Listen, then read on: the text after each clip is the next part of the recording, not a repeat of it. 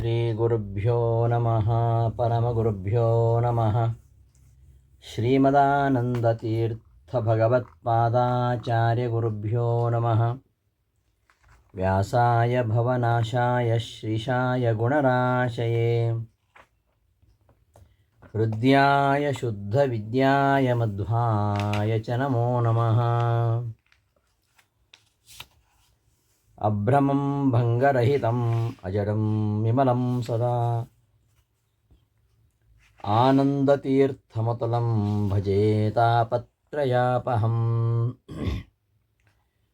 ಶ್ರೀಮತೋ ರಾಘವೇಂದ್ರಸ್ಯ ನಮಾಮಿ ಪದಪಂಕಜೇ ಕಾಮಿತಾಶೇಷಕಲ್ಯಾಣಕಲನಾಕಲ್ಪಪಾದಪೋ ಅಜ್ಞಾನತಿಮಿರಚ್ಛೇದಂ ಬುದ್ಧಿಸಂಪತ್ಪ್ರದಾಯಕಂ ವಿಜ್ಞಾನವಿಮಲಂ ಶಾಂತಂ ವಿಜಯಾಖ್ಯಗುರುಂ ಭಜೆ. ತಪಸ್ವಾಧ್ಯಾಯ ಶುಶ್ರೂಷಾ ಕೃಷ್ಣಪೂಜಾರತಂ ಮುನಿಂ ವಿಶ್ವೇಶಮಿಷ್ಟದಂ ವಂದೇ ಪರಿವ್ರಾಟ್ ಚಕ್ರವರ್ತಿನಂ. ಶ್ರೀ ಗುರುಭ್ಯೋ ನಮಃ. ಆತ್ಮೀಯರೇ, ವಾಯುಸ್ತುತಿ ಪಾಠಕ್ಕೆ ಸುಸ್ವಾಗತ. ವಾಯುಸ್ತುತಿಯಲ್ಲಿ ತ್ರಿವಿಕ್ರಮಪಂಡಿತಾಚಾರ್ಯರು 22ನೇ ಶ್ಲೋಕದಿಂದ ಜಘ್ನೇ ನಿಘ್ನೇನ ವಿಘ್ನೋ ಬಹುಲ ಬಲವಕಧ್ವಂಸನಾದ್ ಏನ ಶೋಚದ್ವಿಪ್ರಾನುಕ್ರೋಶ ಪಾಶೈಃ ಅಸುವಿಧೃತಿ ಸುಖಸ್ಯೈಕಚಕ್ರಾಜನಾನಾಂ ತಸ್ಮೈ ತೇ ದೇವಕುರ್ಮಃ ಕುರಕುಲಪತಯೇ ಕರ್ಮಣಾ ಚ ಪ್ರಣಾಮಾನ್ ಕಿರ್ಮೀರಂ ದುರ್ಮತೀನಾಂ ಪ್ರಥಮಮತಚಯೋ ನರ್ಮಣಾ ನಿರ್ಮಮಾಥ. ಅಲ್ಲಿಂದ ಭೀಮಾವತಾರದ ಚರಿತ್ರೆಯನ್ನು ಹೇಳ್ತಾ ಬಂದರು. ಆ ಭೀಮಾವತಾರ ವರ್ಣನೆಯ ಕೊನೆಯ ಪದ್ಯ, ಅದರಲ್ಲಿ ನಾವಿದ್ದೇವೆ. ಈಗಾಗಲೇ ಆ ಒಂದು ಪದ್ಯದ ವ್ಯಾಖ್ಯಾನವನ್ನು ನಾವು ನೋಡಿದ್ದೇವೆ. ಈ ಕೊನೆಯ 28ನೆಯ ಶ್ಲೋಕ, ಭೀಮಾವತಾರದ ಕೊನೆಯ ಶ್ಲೋಕ. ಬಹ್ವೀ ಕೋಟೀರಟೀಕಃ ಕುಟಿಲ ಕಟುಮತಿ ನುಟ್ಕಟಾಟ್ಟೋಪಕೋಪಾಂ ದ್ರಾಕ್ಷತ್ವಂ ಸತ್ವರತ್ವಾ ಚರಣದ ಗದಯ ಪೋಥಯಾಮಾಸಿ ಥಾರೀನ್ ಉನ್ಮಥ್ಯಾ ತಥ್ಯಮಿಥ್ಯಾ ತ್ವವಚನವಚನಾನ್ ಉತ್ಪತಂಸ್ತಾಂ ತಥಾನ್ಯಾನ್ ಪ್ರಾಯಚ್ಛಃ ಸ್ವಪ್ರಿಯಾಯೈ ಪ್ರಿಯತಮಕುಸುಮಂ ಪ್ರಾಣ ತಸ್ಮೈ ನಮಸ್ತೆ. ಈ ಒಂದು ಪದ್ಯಕ್ಕೆ ನಾವು ಹಿಂದಿನ ಪಾಠದಲ್ಲಿ ಹರಿಪರವಾಗಿರತಕ್ಕಂತಹ 5 ರೀತಿಯ ಅರ್ಥಗಳನ್ನು ನಾವು ನೋಡಿದ್ದೇವೆ. ಇನ್ನು ವಾಯುಪರವಾಗಿರತಕ್ಕಂತಹ ಅರ್ಥ, ಅದನ್ನು ಹೇಳಿಕೊಟ್ಟಿದ್ದಾರೆ. ಸೌಗಂಧಿಕಾಹರಣ ಮತ್ತು ಮಣಿಮಂಥನೆ ಮೊದಲಾದ ದೈತ್ಯರ ವಧೆ, ಅದನ್ನು ಈ ಪದ್ಯ ಹೇಳ್ತಾ ಇದೆ. ಇಲ್ಲಿ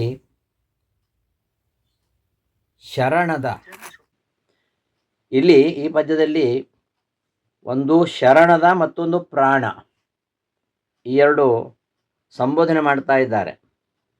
ಆ ಶರಣದ ಮತ್ತು ಪ್ರಾಣ ಎಂಬುದಕ್ಕೆ ಹರಿಪರವಾಗಿ ನಾವು ಅರ್ಥವನ್ನು ಹಿಂದೆ ನೋಡಿದ್ದೇವೆ. ಈ ಶರಣದ ಮತ್ತು ಪ್ರಾಣ ಎಂಬ ಪದಗಳ ವ್ಯಾಖ್ಯಾನವೇ ಈ ಪದ್ಯದ ಅರ್ಥ. ಶರಣದ ಮತ್ತು ಪ್ರಾಣ ಎಂಬ ಶಬ್ದದ ಅರ್ಥ ಏನಿದೆ, ಆ ಅರ್ಥವೇ ಈ ಪದ್ಯದ ಅರ್ಥ. ಹರಿಪರವಾದ ಅರ್ಥ ಆಯಿತು. ಭೀಮಪರವಾದ ಅರ್ಥ ಶರಣದ ಅಂದರೆ ರಕ್ಷಕನಾದ ವಿಷ್ಣುವನ್ನು ಶರಣಂ ದದಾತೀತಿ ಶರಣದ. ಶರಣ ಅಂದರೆ ರಕ್ಷಕ. ಶರಣಂ ಗೃಹ ರಕ್ಷಿತ್ರೋಹೋ ಅಂತ ಅಮರ ಇರೋದರಿಂದ ಶರಣಂ ಅಂದರೆ ರಕ್ಷಕನಾದ ವಿಷ್ಣು, ಅವನನ್ನು ದದಾತಿ ಅಥವಾ ದರ್ಶಯತಿ ಇತಿ ಶರಣದಃ. ಆ ವಿಷ್ಣುವನ್ನು ನಮಗೆ ಕೊಡುವುದರಿಂದ ಅಥವಾ ತೋರಿಸುವುದರಿಂದ ಪ್ರಾಣದೇವರಿಗೆ ಶರಣದ ಅಂತ ಹೆಸರು.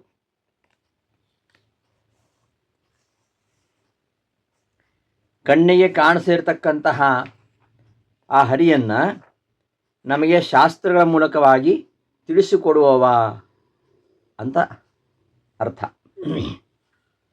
ಶಾಸ್ತ್ರದಲ್ಲಿ ಹೇಳಿದ ಹಾಗೆ ಶ್ರವಣ ಮನನಾದಿಗಳನ್ನು ಶಾಸ್ತ್ರಾಧ್ಯಯನವನ್ನು ನಿರಂತರವಾಗಿ ಮಾಡ್ತಾ ಹೋದರೆ ಅದು ಪರಿಪಕ್ವವಾದಾಗ ವಿಷ್ಣುವಿನ ಸಾಕ್ಷಾತ್ಕಾರ ಆಗತ್ತೆ. ಆದ್ದರಿಂದ ಇವನು ಶರಣದ. ಈ ಎರಡಕ್ಕೂ ವಾಯುದೇವರ ಅನುಗ್ರಹ ನಮಗೆ ಬೇಕು. ವಾಯುದೇವರು ನಮಗೆ ಅನುಗ್ರಹ ಮಾಡಬೇಕು. ಸ್ವಭಕ್ತಂ ಮಾಮುದ್ದಿಶ್ಯ ಭಗವತಃ ಪುರಃ ಪರಮದಯಾಳೋ ಕ್ಷಮಾ ಸಮುದ್ರ ಭಕ್ತವತ್ಸಲ ಭಕ್ತಾಪರಾಧ ಸಹಿಷ್ಣೋ ತ್ವದಧೀನಂ ದೀನಂ ದೂನಂ ಅನಾಥಂ ಶರಣಾಗತಂ ಏನ ಮುದ್ಧರ ಇತಿ ವಿಜ್ಞಾಪನಕರ್ತೃಣಾಂ ಅಂತ ಹೇಳ್ತಾರೆ ಪ್ರಾತಃಸಂಕಲ್ಪ ಪದ್ಯದಲ್ಲಿ. ಭಗವಂತನ ಮುಂದೆ ಭಕ್ತನಾದ ನನ್ನನ್ನು ನಿಲ್ಲಿಸಿ, ಹೇ ಕೃಪಾಳೋ ಭಕ್ತವತ್ಸಲ, ನಿನ್ನ ಅಧೀನನಾದ ದೀನನೂ ಅಜ್ಞನೂ ಅನಾಥನೂ ಆದ ಮೊರೆಭಕ್ಕ ಈ ಭಕ್ತನನ್ನು ಉದ್ಧರಿಸು ಎಂಬುದಾಗಿ ವಿಜ್ಞಾಪನೆ ಮಾಡಿಕೊಳ್ತಾರೆ ಅಂತ ಮಧ್ವಾಚಾರ್ಯ ವಿಶೇಷಣ ಕೊಡ್ತಾರೆ. ಇದನ್ನೇ ಶರಣದ ಎಂಬ ಪದ ಹೇಳ್ತಾ ಇದೆ. ಮತ್ತೆ ಶರಣ ಅಂದರೆ ಮೋಕ್ಷ ಅಂತಲೂ ಅರ್ಥ ಇದೆ. ಮೋಕ್ಷ ಶಾಂತಿಶ್ಚ ಶರಣಂ ನಿರ್ವಾಣಂ ಚ ಅಭಿಧೀಯತೆ ಅಂತ ಕೋಶ.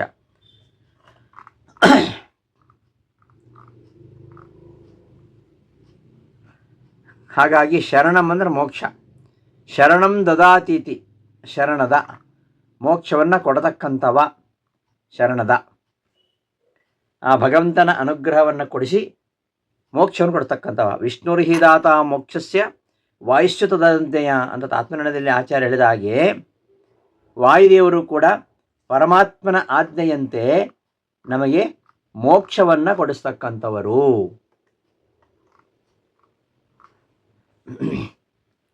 ಶರಣಾಗತರಾಗಿರ್ತಕ್ಕಂತಹ ಭಕ್ತರಿಗೆ ರಕ್ಷಣೆಯನ್ನೂ ಕೊಡ್ತಕ್ಕಂಥವರು ಮತ್ತು ಅವರು ಪರಮಾತ್ಮನ ಕೊಡ್ತಕ್ಕಂಥವರು. ಹನುಮನ ಮತವೇ ಹರಿಯ ಮತ ಅಂತ ಹೇಳಿದ ಹಾಗೆ ಯಾರು ಭೀಮನನ್ನು ಆಶ್ರಯಿಸ್ತಾರೆ, ಹನುಮನನ್ನು ಆಶ್ರಯಿಸ್ತಾರೆ, ಅವರಿಗೆ ಆ ಪರಮಾತ್ಮನಿಂದ ರಕ್ಷಣೆಯನ್ನು, ಪರಮಾತ್ಮನ ಜ್ಞಾನವನ್ನು ಕೊಟ್ಟು ಅವನ ಅಪ್ರೋಕ್ಷವನ್ನು ಕೊಡಿಸ್ತಕ್ಕಂಥವ್ರು. ಅದಕ್ಕೋಸ್ಕರವಾಗಿ ಶರಣದ ಅಂತ ಹೇಳ್ತಿರೋದು. ಇಂತಹ ವಾಯುದೇವರನ್ನು ಯಾರು ಆಶ್ರಯಿಸ್ತಾರೆ ಅಂಥವರನ್ನು ಕೃಷ್ಣ ಅವರ ಪಕ್ಷವನ್ನು ಆಶ್ರಯಿಸ್ತಾನೆ. ಅರ್ಜುನನ ಕಡೆ ಭೀಮ ಇದ್ದಿದ್ದರಿಂದಾಗಿ ಭೀಮನ ಜೊತೆಗೆ ಪರಮಾತ್ಮ ಇದ್ದುದರಿಂದಾಗಿ ಅರ್ಜುನನಿಗೆ ಜಯ ಆಯಿತು. ಆದರೆ ಸೂರ್ಯಾಂಶಂಭೂತನಾಗಿರ್ತಕ್ಕಂತಹ ಕರ್ಣನ ಕಡೆ ಭೀಮ ಇರಲಿಲ್ಲ, ಅವನ ಶತ್ರುಪಕ್ಷದಲ್ಲಿದ್ದವ. ಆದ್ದರಿಂದ ಕೃಷ್ಣ ಅವನ ಕೈ ಹಿಡಿಲಿಲ್ಲ, ಕರ್ಣನಿಗೆ ಸೋಲಾಯಿತು. ಹೀಗೆ ಅರ್ಜುನ ಭೀಮನ ಪಕ್ಷ ಸೇರಿದ್ದರಿಂದಾಗಿ ಅವನಿಗೆ ಜಯ ಆಯಿತು.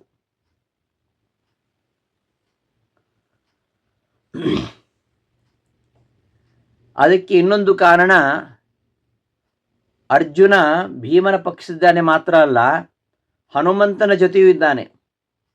ಹನುಮಂತನ ಜೊತೆಯೂ ಅರ್ಜುನ ಇದ್ದಾನೆ. ಅರ್ಜುನನ ರಥದಲ್ಲಿ ಹನುಮಂತ ಇದ್ದಾನೆ. ಇವ ಸೌಗಂಧಿಕಾ ಪುಷ್ಪವನ್ನು ತರಲಿಕ್ಕೆ ಹೋದಾಗ ಹನುಮಂತನ ದರ್ಶನವಾದಾಗ ಹನುಮಂತನನ್ನು ಕುರಿತು ಹೇಳ್ತಾನೆ, ಅರ್ಜುನ ರಥದ ಪತಾಕೆಯಲ್ಲಿ ಇದ್ದು ಅವನಿಗೆ ಜಯ ತಂದು ಕೊಡಬೇಕು ಅಂತ ಕೇಳ್ಕೊಳ್ತಾನೆ. ಹೀಗೆ ಹನುಮಂತ ಅರ್ಜುನ ರಥದ ಧ್ವಜದಲ್ಲಿದ್ದು ಅರ್ಜುನಿಗೆ ಜಯವನ್ನು ತಂದು ಕೊಡ್ತಾನೆ. ಹೀಗೆ ಯಾರ್ಯಾರು ಭೀಮನನ್ನು ಆಶ್ರಯಿಸ್ತಾರೋ ಅವರೆಲ್ಲರಿಗೂ ಆಶ್ರಯವನ್ನು ಕೊಟ್ಟು ರಕ್ಷಿಸಿದ್ದು ನಮಗೆ ಕಂಡು ಬರ್ತಾ ಇದೆ. ಅದಕ್ಕೋಸ್ಕರವಾಗಿ ಶರಣದ ಅಂತ ಹೇಳಿದ್ದು. ಇಂತಹ ಭೀಮನನ್ನ ಕುರಿತು ಈ ಪದ್ಯ ಹೇಳ್ತಾ ಇದೆ. ಹೇ ಭೀಮಸೇನ, ನೀನು ಸಾಮಾನ್ಯನಲ್ಲ. ಜಗತ್ತಿನಲ್ಲಿರ್ತಕ್ಕಂತಹ ಸಕಲ ಪ್ರಾಣಿಗಳಿಗೂ ದೇವ, ಋಷಿ, ಗಂಧರ್ವ, ಮನುಷ್ಯರಿಂದ ಆರಂಭಿಸಿ ಕ್ರಿಮಿಕೀಟ ಸಸ್ಯಾದಿ ಸಕಲ ಚೇತನ ವರ್ಗಕ್ಕೂ ಕೂಡ ನೀನು ಜೀವನಾಧಾರಭೂತನಾಗಿದ್ದೀಯಾ. ಪ್ರಾಣ ಅಂತ ಹೇಳ್ತಾರೆ, ಅದಕ್ಕೋಸ್ಕರ ಜೀವನಾಧಾರಭೂತನಾಗಿದ್ದೀಯಾ. ಸಕಲ ವಿಧ ಚಲನವಲನಗಳಿಗೂ ಪ್ರೇರಕನಾಗಿದ್ದೀಯಾ. ಅಂತಹ ಮುಖ್ಯ ಪ್ರಾಣನ ಅಮೋಘವಾಗಿರತಕ್ಕಂತಹ ದ್ವಿತೀಯಾವತಾರ ಆಗಿದ್ದೀಯಾ. ನಿನ್ನನ್ನು ಯಾವ ಭಕ್ತರು, ಯಾವ ವೈಷ್ಣವರು ಮೊರೆ ಹೋಗ್ತಾರೋ ಅವರಿಗೆ ನೀನು ಶರಣದ, ಅವರಿಗೆ ನೀನು ಸಕಲ ವಿಧದಿಂದಲೂ ಜಯವನ್ನು ಕೊಡುತ್ತಿ. ಮಾತ್ರ ಅಲ್ಲ, ಪಾರತ್ರಿಕ ಸ್ವರೂಪ ಸುಖ ಸ್ವರೂಪವಾಗಿರತಕ್ಕಂತಹ ಮೋಕ್ಷವನ್ನು ಕೂಡ ಕೊಡಿಸ್ತೀಯ. ಆದ್ದರಿಂದ ನೀನು ಶರಣದ. ಇದಕ್ಕೆ ಪ್ರತಿಯಾಗಿ ಯಾರು ನಿನ್ನನ್ನು ದ್ವೇಷ ಮಾಡ್ತಾರೆ, ಯಾರು ಹರಿಯನ್ನೂ ದ್ವೇಷ ಮಾಡ್ತಾರೆ, ಯಾರು ನಿನ್ನೊಂದಿಗೆ ಪ್ರತಿಸ್ಪರ್ಧೆಗೆ ಇಳಿತಾರೆ ಅವರನ್ನು ಎಲ್ಲ ವಿಧದಿಂದಲೂ ನಾಶ ಮಾಡಿ, ಗದಾಪ್ರಹಾರ ಮಾಡಿ ಅವರನ್ನು ನೀನು ಅಂಧಂತಮಸೆ ಕಳಿಸ್ತೀಯ. ಇದಿಷ್ಟು ಶರಣದ ಎಂಬುದರ ವಿವರಣೆ. ಈ ಶರಣದ ಎಂಬುದನ್ನೇ ವ್ಯಾಖ್ಯಾನ ಮಾಡ್ತಾ ಇದೆ ಪದ್ಯ. ಶರಣದ ಎಂಬುದರ ಅರ್ಥ ಏನು? ಯಾರು ವೈಷ್ಣವರ ಜೊತೆ ಇದ್ದಾರೆ, ಯಾರು ವಿಷ್ಣು ವೈಷ್ಣವರ ಜೊತೆ ಇದ್ದಾರೆ ಅವರಿಗೆ ರಕ್ಷಣೆ ನೀಡ್ತೀಯ. ಯಾರು ಹರಿಯನ್ನು ದ್ವೇಷ ಮಾಡ್ತಾರೆ, ಯಾರು ನಿನ್ನನ್ನು ದ್ವೇಷ ಮಾಡ್ತಾರೆ ಅವರನ್ನು ನಾಶ ಮಾಡ್ತೀಯ. ಈ ವಿಚಾರವನ್ನು ಈ ಪದ್ಯದಲ್ಲಿ ವಿವರಿಸ್ತಾ ಇದ್ದಾರೆ. ಸೌಗಂಧಿಕ ಹರಣದ ಎರಡು ಪ್ರಸಂಗಗಳನ್ನು ನಾವು ಹಿಂದೆ ಉಲ್ಲೇಖ ಮಾಡಿದ್ದೇವೆ. ಸೌಗಂಧಿಕ ಹರಣ ಎರಡು ರೀತಿಯಲ್ಲಿ ಆಗುತ್ತೆ.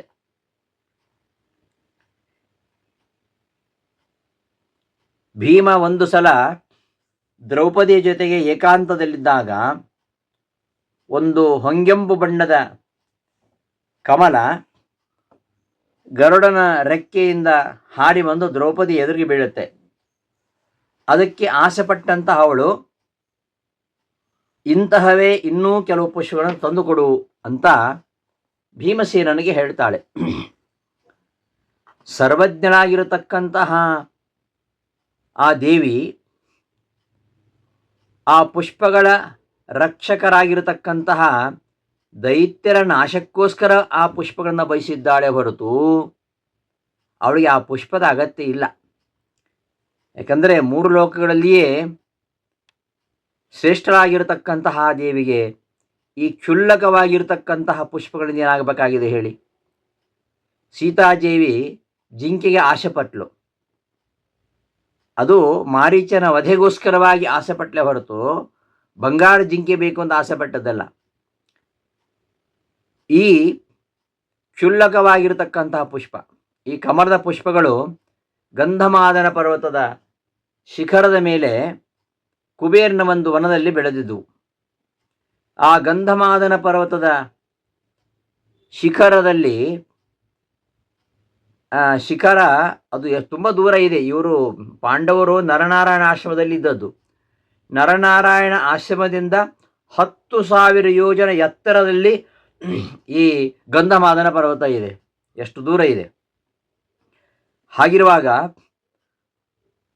ಅಷ್ಟು ದೂರಕ್ಕೆ ಹೋಗೋದು ಸಾಧ್ಯ ಇರಲಿಲ್ಲ. ಆದರೂ ಸಹ ಭೀಮಸೇನ ದೇವರು ಅಲ್ಲಿಗೆ ಕ್ಷಣ ಮಾತ್ರದಲ್ಲಿ ಹೋಗಿ ಮನುಷ್ಯರಿಗೆ ಅತ್ಯಂತ ದುರ್ಗಮವಾಗಿರತಕ್ಕಂಥ ಆಸನದಲ್ಲಿ ಇವ ಹೋದಾಗ ಇವನನ್ನು ನೋಡಿ ಆಶ್ಚರ್ಯ ಪಡ್ತಾರಂತೆ ಅವರು. ಅಲ್ಲಿರ್ತಕ್ಕಂತಹ ದುಷ್ಟರು, ವನಪಾಲಕರು, ಅವರಲ್ಲಿ ಕೆಲವು ದೈತ್ಯರು ಸಿಂಹ, ಹುಲಿ, ಕರಡಿ ಮೊದಲಾದ ಕ್ರೂರ ಮೃಗಗಳಾಗಿ ಭೀಮನನ್ನು ಸಾಯಿಸಲಿಕ್ಕೆ ಬರ್ತಾರೆ. ಮತ್ತೆ ಕೆಲವರು ದೊಡ್ಡ ದೊಡ್ಡ ಅಭೇದ್ಯವಾಗಿರತಕ್ಕಂತಹ ಗಿಡಮರಗಳಾಗಿ, ಅಚ್ಛೇದ್ಯವಾದ ವಿಷಮಯವಾದ ಮುಳ್ಳು ಬಳ್ಳಿಗಳ ಪೊದೆಗಳಾಗಿ ಭೀಮಸೇನನ್ನು ಅಡ್ಡಗಟ್ಟಲಿಕ್ಕೆ ಹವಣಿಸ್ತಾರೆ. ಆದರೆ ಭೀಮಸೇನ ಅಡ್ಡ ಬಂದಂತಹ ಅವರೆಲ್ಲರನ್ನೂ ಕೂಡ ತನ್ನ ಕಾಳು ತುಳಿತದಿಂದ, ಎದೆಯ ತಿವಿತದಿಂದ, ಕೈಯಿಂದಲೇ ಅವರನ್ನು ಹೊಡೆಯುತ್ತಾ, ಅವರನ್ನೆಲ್ಲ ಧ್ವಂಸ ಮಾಡುತ್ತಾ ಮುಂದೆ ಸಾಗಿ ಸರೋವರದ ಬಳಿಗೆ ಬಂದುಬಿಡ್ತಾನೆ. ಇನ್ನೇನು ಆ ಕೊಳದಲ್ಲಿ ಇಳಿಬೇಕು. ಆಗ ಆ ವನಪಾಲಕರೆಲ್ಲ ಹಿಂಡು ಹಿಂಡಾಗಿ ಅವನನ್ನು ಮುತ್ತಿಕೊಳ್ತಾರೆ. ಒಬ್ಬರಲ್ಲ, ಇಬ್ಬರಲ್ಲ, 100 ಅಲ್ಲ, 1000 ಅಲ್ಲ, 1,00,000 ಜನ ಇದ್ದಾರೆ. ಆ 1,00,000 ಜನ ಮುತ್ತಿಗೆ ಹಾಕ್ತಾರೆ. ಅವರೆಲ್ಲ ಶಿವನ ಭಕ್ತರು, ಶಿವ ಸರ್ವೋತ್ತಮತ್ವ ಸಾಧನೆ ಮಾಡ್ತಕ್ಕಂಥವರು, ಶಿವನ ವರದಿಂದಲೇ ಅವಧ್ಯರಾದಂಥವರು. ಶಿವನ ಗೆಳೆಯನಾಗಿರತಕ್ಕಂತಹ ಈ ಕುಬೇರನನ್ನು ಆಶ್ರಯಿಸಿಕೊಂಡು ಯಾರನ್ನು ಲಕ್ಷ್ಯ ಮಾಡದೆ ಇಲ್ಲಿ ವಾಸವಾಗಿದ್ದರು. ಅವರಿಗೂ ಭೀಮನಿಗೂ ಉಗ್ರವಾದ ವಾಗ್ಯುದ್ಧ ನಡೆಯುತ್ತೆ. ಅವರೆಲ್ಲ ಶಿವ ಸರ್ವೋತ್ತಮ ಅಂತ ವಾದ ಮಾಡ್ತಾರೆ. ಭೀಮಸೇನ ಸರ್ವಶಾಸ್ತ್ರ ಪ್ರವೀಣ, ಮಹಾಪ್ರತಿಭಾಶಾಲಿ. ಅವರೆಲ್ಲ ವಾದಗಳನ್ನು ನಿರಾಕರಣೆ ಮಾಡಿ ವಿಷ್ಣು ಸರ್ವೋತ್ತಮತ್ವವನ್ನು ಸ್ಥಾಪನೆ ಮಾಡ್ತಾನೆ. ಮತ್ತಷ್ಟು ಕ್ರುದ್ಧರಾಗಿರತಕ್ಕಂತಹ ಅವರು ಸೋಲನ್ನು ಒಪ್ಕೊಳ್ಳಿಕ್ಕೆ ತಯಾರಿಲ್ಲ. ಆಗ್ರಹದಿಂದ, ಛಲದಿಂದ, ಕೋಪದಿಂದ ಮತ್ತೆ ಭೀಮನನ್ನು ಯುದ್ಧಕ್ಕೆ ಬರ್ತಾರೆ. ಭೀಮನನ್ನು ಎದುರಿಸಲಿಕ್ಕೆ ಯಾರಿಗೆ ಸಾಧ್ಯ ಇದೆ? ಆ 1,00,000 ಮಂದಿ ದೈತ್ಯರನ್ನು ಗದಾಪ್ರಹಾರದಿಂದ ಧ್ವಂಸ ಮಾಡ್ತಾನೆ ಭೀಮ. ಆಮೇಲೆ ಆ ಸರೋವರದಲ್ಲಿ ಇಳಿದು ಸ್ನಾನ ಮಾಡಿ ಬೇಕಾದಷ್ಟು ಕಮಲಗಳನ್ನು ಕಿತ್ತುಕೊಂಡು ತನ್ನ ಪ್ರೇಯಸಿಯಾಗಿರತಕ್ಕಂತಹ ದ್ರೌಪದಿಗೆ ತಂದು ಕೊಡ್ತಾನೆ. ದ್ರೌಪದಿಗೆ ಸೌಗಂಧಿಕ ತಂದು ಕೊಡೋದು ನಿಮಿತ್ತ ಅಷ್ಟೇ. ಮುಖ್ಯವಾಗಿ ಸೌಗಂಧಿಕಾಹರಣದ ಉದ್ದೇಶ ಏನು ಅಂದರೆ ಶರಣದ ಎಲ್ಲ ದೈತ್ಯರನ್ನು ನಾಶ ಮಾಡಬೇಕಾಗಿದೆ. ಯಾರು ವಿಷ್ಣು ವೈಷ್ಣವ ದ್ವೇಷಿಗಳಾಗಿದ್ದಾರೆ ಅವರ ಸಂಹಾರ ಆಗಬೇಕಾಗಿದೆ. ಅದಕ್ಕೋಸ್ಕರವಾಗಿ ಒಂದು ಬಾರಿ ಸೌಗಂಧಿಕಾಹರಣ ಗಂಧಮಾದನ ಪರ್ವತದಲ್ಲಿ ಆಯಿತು. ಹೀಗೆ ಕೆಲವು ದಿವಸ ಕಳೆಯಿತು. ಇನ್ನೊಂದು ಅಂಥದ್ದೇ ಸೌಗಂಧಿಕಾ ಪುಷ್ಪ ಗಾಳಿಯಿಂದ ಹಾರಿ ಬಂತು, ದ್ರೌಪದಿ ಮುಂದೆ ಬಿತ್ತು. ಇದು ಹಿಂದೆ ಸಿಕ್ಕಿರತಕ್ಕಂತಹ ಸೌಗಂಧಿಕಾ ಪುಷ್ಪಕ್ಕಿಂತ ಸ್ವಲ್ಪ ವಿಲಕ್ಷಣವಾಗಿತ್ತು. 5 ಬಣ್ಣ ಇತ್ತಿದರಲ್ಲಿ. ಉಳ್ಳದ್ದಾದ್ದರಿಂದ ಅಂತಹ ಪುಷ್ಪಗಳೇ ನನಗೆ ಬೇಕು ಅಂತ ಮತ್ತೆ ದ್ರೌಪದಿ ಕೇಳ್ತಾಳೆ. ಈ ಪುಷ್ಪಗಳು ಎಲ್ಲಿದೆ ಅಂದರೆ ಇದು ಅಲಕಾಪುರಿಯ ಹೂದೋಟದಲ್ಲಿದೆ. ಅಲಕಾಪುರಿ ಅದು ಕುಬೇರನ ನಗರಿ. ಅದು ಎಲ್ಲಿದೆ? ಮೇರು ಪರ್ವತದ ಮೇಲ್ಭಾಗದಲ್ಲಿದೆ. ಮೇರು ಪರ್ವತದ ಮೇಲ್ಭಾಗ ಅದು ಎಷ್ಟು ದೂರ? ಗಂಧಮಾದನ ಪರ್ವತ ನರನಾರಾಯಣ ಆಶ್ರಮದಿಂದ ಅದು 10,000 ಯೋಜನ ಎತ್ತರಕ್ಕಿದ್ದರೆ ಇದು ಈ ಅಲಕಾನಗರಿ, ಕುಬೇರನ ಅಲಕಾನಗರಿ ಮೇರು ಪರ್ವತದ ಮೇಲ್ಭಾಗದಲ್ಲಿದೆ. ಇದು ನರನಾರಾಯಣ ಆಶ್ರಮದಿಂದ 1,16,000 ಗಾವುದ ದೂರದಲ್ಲಿದೆ. ಅಲ್ಲಿಂದ ಆ ತೋಟಕ್ಕೆ ಹೋಗಬೇಕಾದ್ರೆ ಅಷ್ಟು ದೂರ ನಡಿಬೇಕು. ಅಷ್ಟು ದೂರ ಅನಾಯಾಸವಾಗಿ ಸತ್ವರತ್ವಾತ್ ಅನಾಯಾಸವಾಗಿ ಬಹಳ ವೇಗದಿಂದ ದಾಟಿ ಆ ಕೊಳದ ಬಳಿಗೆ ಹೋಗ್ತಾನೆ ಭೀಮ. ತನ್ನ ಶಂಖವನ್ನು ಊದ್ತಾನೆ. ಆ ವನವನ್ನು ಕಾಯ್ತಾ ಇರತಕ್ಕಂತಹ ಯಕ್ಷರು, ರಾಕ್ಷಸರು, ಗಂಧರ್ವರು ಅವರು ಭೀಮಸೇನನ ಶಂಖಧ್ವನಿಯನ್ನು ಕೇಳಿ ದಿಗ್ಭ್ರಾಂತರಾಗಿ ತಮ್ಮ ಕೈಯಲ್ಲಿ ಆಯುಧ ಹಿಡ್ಕೊಂಡ್ಬರ್ತಾರೆ. ಅವರಿಗೂ ಭೀಮನಿಗೂ ಮತ್ತೆ ವಾಗ್ಯುದ್ಧವಾಗುತ್ತೆ. ಅವರೆಲ್ಲರೂ ಜಗನ್ಮಿಥ್ಯಾತ್ವವಾದಿಗಳು, ಶಿವದೀಕ್ಷೆ ಉಳ್ಳವರು. ವಾದದಲ್ಲಿ ಅವರೆಲ್ಲರನ್ನೂ ಕೂಡ ಭೀಮಸೇನ ಪರಾಜಯಗೊಳಿಸ್ತಾನೆ. ಅವರೆಲ್ಲರಿಗೂ ಲೀಡರ್, ಮುಖ್ಯಸ್ಥ ಯಾರು ಅಂದರೆ ಮಣಿಮಂತ ಅಂತ ದೈತ್ಯ. ಆ ಮಣಿಮಂತನನ್ನ ವಾದದಲ್ಲಿ ಸೋಲಿಸಿ ಆ ಮಣಿಮಂತನೇ ಮೊದಲಾದ ಎಲ್ಲರೊಡನೆ ಶಸ್ತ್ರಾಸ್ತ್ರ ಯುದ್ಧವನ್ನು ಮಾಡ್ತಾನೆ. ಮಾಡಿ ಆ ಮಣಿಮಂತನನ್ನ ಅಷ್ಟು ಮಾತ್ರ ಅಲ್ಲ, ಅವನ ಜೊತೆ ಇದ್ದವರು 300 ಕೋಟಿ ಸೈನಿಕರು. ಅಲ್ಲಿದ್ದದ್ದು 1,00,000 ಅಷ್ಟೇ ಗಂಧಮಾದನ ಪರ್ವತದಲ್ಲಿ. ಇಲ್ಲಿ 300 ಕೋಟಿ ಸೈನಿಕರು ಅವ್ರನ್ನೆಲ್ಲ ನುಚ್ಚು ನೂರು ಮಾಡಿಬಿಡ್ತಾನೆ. ಆಮೇಲೆ ಆ ಸರೋವರದಲ್ಲಿ ಬೆಳೆದಂಥ ಹೂಗಳನ್ನು ತಂದು ತನ್ನ ಪ್ರಿಯತಮೆಯಾಗಿರತಕ್ಕಂತಹ ದ್ರೌಪದಿಗೆ ಕೊಡ್ತಾನೆ. ಎಂತಹ ಪರಾಕ್ರಮ, ಎಂತಹ ಸಾಹಸ, ಎಂತಹ ಯುದ್ಧ! ಇದು ಬೇರೆ ಯಾರಿಗೆ ಬರಬೇಕು? ಇದು ಭೀಮಸೇನಿಗೆ ಮಾತ್ರ. ಅಂತಹ ಭುಜಬಲ, ಅಂತಹ ಸಾಹಸ, ಅಂತಹ ಶೌರ್ಯ ವೀರ್ಯಗಳಿಗೆ ಅನಂತ ಸಾಷ್ಟಾಂಗ ನಮಸ್ಕಾರಗಳು ಅಂತ ಹೇಳ್ತಾರೆ ತ್ರಿಕುಮಂಡಿತಾಚಾರ್ಯರು. ಆ ಭೀಮಸೇನ ದೇವರ ಪರಾಕ್ರಮವನ್ನು ಎಷ್ಟು ವರ್ಣಿಸಿದರೂ ಅಲ್ಪವೇ ಅಂತ. ಏನೋ ವಾಕ್ಶುದ್ಧಿಗೋಸ್ಕರವಾಗಿ ಏನೋ ಅಲ್ಲೊಂದು ಇಲ್ಲೊಂದು ನಿನ್ನ ಪರಾಕ್ರಮವನ್ನು ಸ್ಮರಿಸಿ ನಿನ್ನ ಮಹಿಮೆಯನ್ನು ವರ್ಣನೆ ಮಾಡಿ ಮುಗಿಸ್ತೇನೆ, ನಿನ್ನ ಕೃಪಾದೃಷ್ಟಿ ನನ್ನ ಮೇಲೆ ಸದಾ ಇರಲಿ ಅಂತ ತ್ರಿಕುಮಂಡಿತಾಚಾರ್ಯರು ಕೇಳ್ಕೊಳ್ತಾರೆ. ಇದು ಈ ಪದ್ಯದ ಅಭಿಪ್ರಾಯ. ಅನ್ವಯಾನುಸಾರ ಪದಪದಾರ್ಥ ನೋಡೋಣ.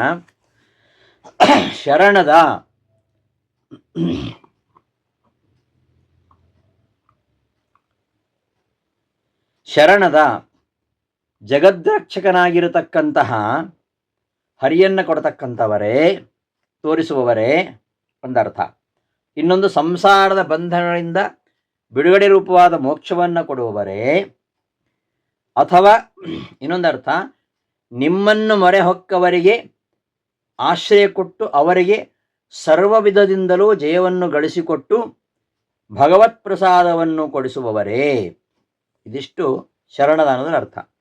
ಪ್ರಾಣ ಅಂದರೆ ಸಕಲ ಲೋಕಕ್ಕೂ ಜೀವನಪ್ರದರಾಗಿ ಸಕಲ ವ್ಯಾಪಾರಗಳನ್ನು ನಡೆಸ್ತಕ್ಕಂತಹ ಮುಖ್ಯ ಪ್ರಾಣನ ಅವತಾರಭೂತರಾಗಿರತಕ್ಕಂತಹ ಭೀಮಸೇನ ದೇವರೇ. ಇದು ಒಂದು ವಾಕ್ಯ. ಕುಟಿಲ ಕಟುಮತೀನ್, ಕುಟಿಲವಾದ, ವಕ್ರವಾದ ಅಂದರೆ ನಿಷ್ಕಾರಣವಾಗಿ ದ್ವೇಷ ಮಾಡತಕ್ಕಂತಹ, ಕಟು ಕ್ರೂರವಾದ, ಮತೀನ್ ಬುದ್ಧಿಯುಳ್ಳಂತಹ, ಉತ್ಕಟಾಟೋಪ ಕೋಪಾನ್ ಉತ್ಕಟ ಮಿತಿಮೀರಿದ, ಆಟೋಪ ದರ್ಪವೂ ಗರ್ವವು, ಕೋಪಾನ್ ಕ್ರೋಧವು ಉಳ್ಳಂತಹ, ಬಹ್ವೀಹಿ ಕೋಟೀಹಿ ಲಕ್ಷ ಸಂಖ್ಯಾಕರಾಗಿರತಕ್ಕಂತಹ ಅನೇಕ ಕೋಟಿ, ಅರೀನ್ ಶತ್ರುಗಳನ್ನು, ಗಂಧಮಾದನ ಪರ್ವತದಲ್ಲಿದ್ದ ಶತ್ರುಸ್ವರೂಪ ದೈತ್ಯರನ್ನು, ಹಾಗೆಯೇ ಮೇರು ಪರ್ವತದಲ್ಲಿದ್ದಂತಹ ಶತ್ರುಸ್ವರೂಪ ದೈತ್ಯರನ್ನು, ಪ್ರಾಕ್ ಬೇಗನೆ, ಸಿಂಹವ್ಯಾಘ್ರಾದಿ ಕ್ರೂರ ಮೃಗಗಳಾಗಿಯೂ ಗಿಡಮರ ಪೊದೆ ಮೊದಲಾದ ರೂಪದಿಂದ ನಿಮ್ಮನ್ನು ತಡೆಗಟ್ಟಿದರೂ, ತುಳಿತದಿಂದ, ಬಾಹುಗಳಿಂದ, ಎದೆ ತಿವಿದಿಂದಲೂ ಅವರನ್ನೆಲ್ಲ ನಾಶ ಮಾಡುತ್ತಾ ಬೇಗ ಬೇಗನೆ ಕೊಳದ ಬಳಿಗೆ ಹೋಗಿ ಅಂತ ಅರ್ಥ. ಹೋಗಿ ಅಟೀಕಹ ಅಲ್ಲಿರ್ತಕ್ಕಂತಹ ಗಂಧಮಾದನ ಪರ್ವತದ ಆ ಕೊಳದಲ್ಲಿ ರಕ್ಷಕರಾಗಿದ್ದಿರತಕ್ಕಂತಹ ಲಕ್ಷ ಮಂದಿಯ ಬಳಿಗೆ ನೀವು ಹೋದ್ರಿ, ಅಟೀಕಹ ಹೋದ್ರಿ. ಸತ್ವರತ್ವಾತ್ ಅವರಿಗಿಂತ ಹೆಚ್ಚು ಪ್ರಭೆಯೂ ವೇಗವೂ ಉಳ್ಳವರಾದ್ದರಿಂದ, ಗದಯ ಮೊದಲು ಮಾತಿನಿಂದಲೂ, ಆಮೇಲೆ ಗದಾದಿ ಆಯುಧದಿಂದಲೂ, ಪೋಥಯಾಮಾಸಿತ ಅವರನ್ನು ಪರಾಜಯಗೊಳಿಸಿ ಧ್ವಂಸವನ್ನು ಮಾಡಿಬಿಟ್ರಿ. ಇದು ಎರಡನೇ ವಾಕ್ಯ. ತಥಾ ಹಾಗೆಯೇ,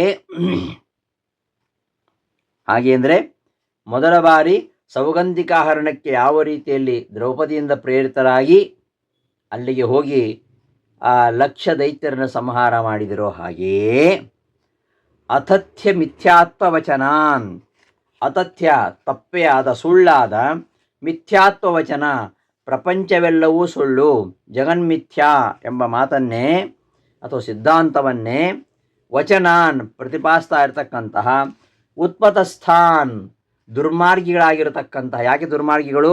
ವೇದ ವಿರುದ್ಧವಾದ ದಾರಿ ಹಿಡಿದಿದ್ದಾರೆ ಅವರು.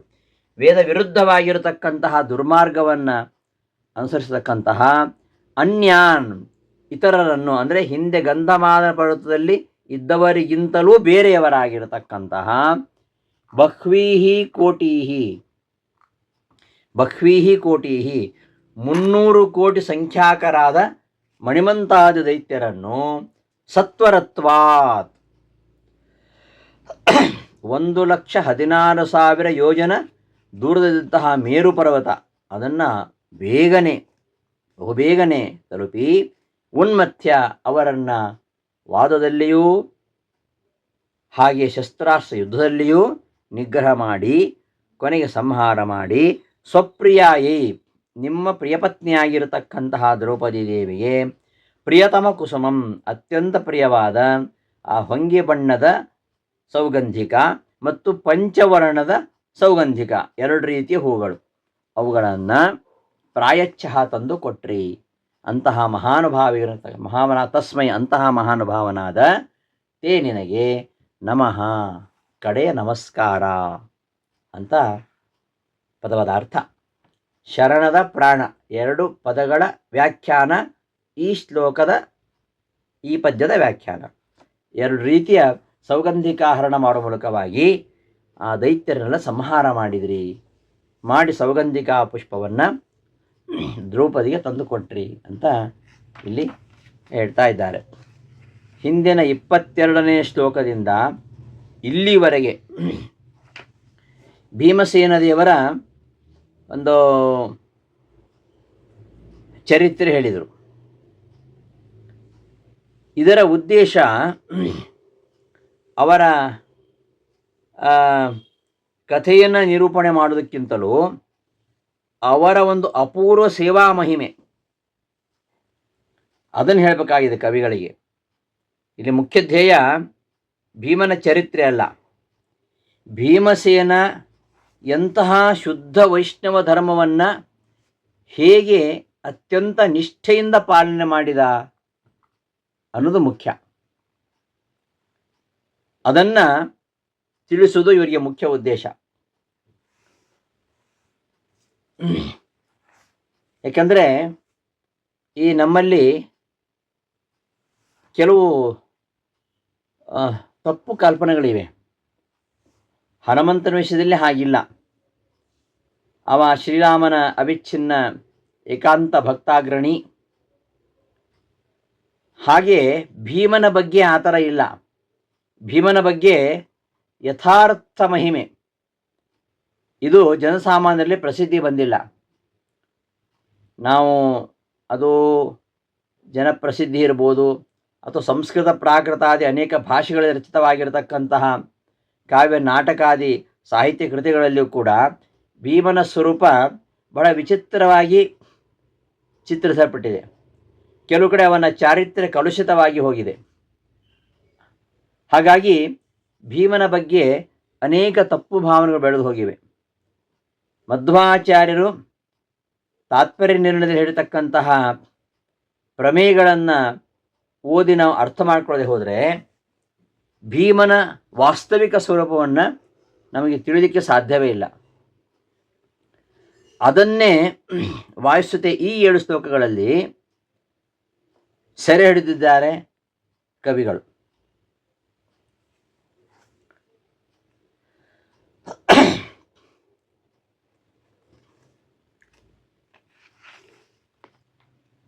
ಈ ತ್ರೇತಾಯುಗದಲ್ಲಿ ಏನಾಯಿತು, ವಿಷ್ಣು ರಾಮನಾಗಿ ಅವತಾರ ಮಾಡಿದ. ಅವನ ಸೇವೆಗೋಸ್ಕರವಾಗಿ ದೇವತೆಗಳೆಲ್ಲ ವಾನರಾಗಿ ಅವತಾರ ಮಾಡಿದರು. ಹಾಗೆ ದ್ವಾಪರದಲ್ಲಿ ಪರಮಾತ್ಮ ಕೃಷ್ಣನಾಗಿ ಅವತಾರ ಮಾಡಿದ. ಎಲ್ಲ ದೇವತೆಗಳು ಹೆಚ್ಚಾಗಿ ಕ್ಷತ್ರಿಯ ರಾಜರಾಗಿ ಅವತಾರ ಮಾಡಿದರು. ಈ ವಾಯುದೇವರು ತಾನು ಕುರುಕುಲದಲ್ಲಿ ಭೀಮಸೇನಾಗಿ ಅವತಾರ ಮಾಡಿದರು. ಕ್ಷತ್ರಿಯರಿಗೆ ಬಲವೇ ಪ್ರಧಾನ ಗುಣ. ಆದ್ದರಿಂದ ದೇವತಾ ತಾರತಮ್ಯವನ್ನು ಬಲದಿಂದ ನಿರ್ಣಯ ಮಾಡಬೇಕು. ಆದರೆ ಅಲ್ಲೇನಾಗಿದೆ ಅಂದರೆ ತಾರತಮ್ಯ ನಿರ್ಣಯ ಮಾಡುವಾಗ ಬಲದಿಂದ ನಿರ್ಣಯ ಮಾಡಬೇಕು. ಹೌದು, ಅಲ್ಲಿ ಈ ದೇವತೆಗಳೆಲ್ಲ ಕ್ಷತ್ರಿಯ ರಾಜರಾಗಿ ಹುಟ್ಟಿದ ಹಾಗೆ ಕೆಲವು ದೈತ್ಯರು ಕ್ಷತ್ರಿಯ ರಾಜರಾಗಿ ಹುಟ್ಟಿದ್ದಾರೆ. ಈ ಜರಾಸಂಧಾದಿ ದೈತ್ಯಾಂಶ ಸಂಭೂತರಾಗಿರ್ತಕ್ಕಂತಹ ಕ್ಷತ್ರಿಯ ರಾಜರಲ್ಲಿ ಕೂಡ ಬಲ ಇದೆ. ಆದ್ದರಿಂದ ಈ ಬಲವನ್ನು ಇಟ್ಕೊಂಡು ಜರಾಸಂಧ ಹೆಚ್ಚೋ ಭೀಮ ಹೆಚ್ಚೋ ನಿರ್ಣಯ ಮಾಡಲಿಕ್ಕೆ ಆಗೋದಿಲ್ಲ. ಬಲವೇ ನಿರ್ಣಾಯಕ ಆಗಿದ್ರೂ ಕೂಡ ಆ ಬಲ ಅನ್ನೋದು ಜರಾಸಂಧನಲ್ಲೇ ಇರುವುದರಿಂದ ಇವರಲ್ಲಿ ಯಾರು ಹೆಚ್ಚು ನಿರ್ಣಯ ಮಾಡಲಿಕ್ಕೆ ಆಗೋದಿಲ್ಲ. ಹಾಗಾಗಿ ಕೇವಲ ಬಲ ಒಂದೇ ಈ ತಾರತಮ್ಯಕ್ಕೆ ನಿರ್ಣಯ ಆಗೋದಿಲ್ಲ. ವಿಷ್ಣು ಭಕ್ತಿ, ಜ್ಞಾನ, ಇದು ಈ ವಿಷ್ಣು ಭಕ್ತಿ ಇಲ್ಲ ದೈತ್ಯರಲ್ಲಿ. ವಿಷ್ಣು ಭಕ್ತಿ ಇಲ್ಲ, ಜ್ಞಾನ ಇಲ್ಲ, ಬಲ ಮಾತ್ರ ಇದೆ. ಹಾಗಾಗಿ ಬಲ ಜೊತೆಗೆ ವಿಷ್ಣು ಭಕ್ತಿ ಜ್ಞಾನಗಳನ್ನು ಸೇರಿಸಿಕೊಂಡು ದೇವತಾ ತಾರತಮ್ಯವನ್ನು ನಿರ್ಣಯಿಸಬೇಕು. ಹಾಗಾದರೆ ಬಲ, ವಿಷ್ಣು ಭಕ್ತಿ, ಜ್ಞಾನ ಈ ಮೂರರಲ್ಲೂ ಯಾರು ಎಲ್ಲರಿಗಿಂತಲೂ ಅಧಿಕರೋ ಅವರೇ ಅತ್ಯಂತ ಶ್ರೇಷ್ಠರು ಅಂತ ತೀರ್ಮಾನ ಮಾಡಬೇಕು. ಪ್ರಕೃತ ಭೀಮಸೇನನ ವಿಷಯಕ್ಕೆ ಬಂದಾಗ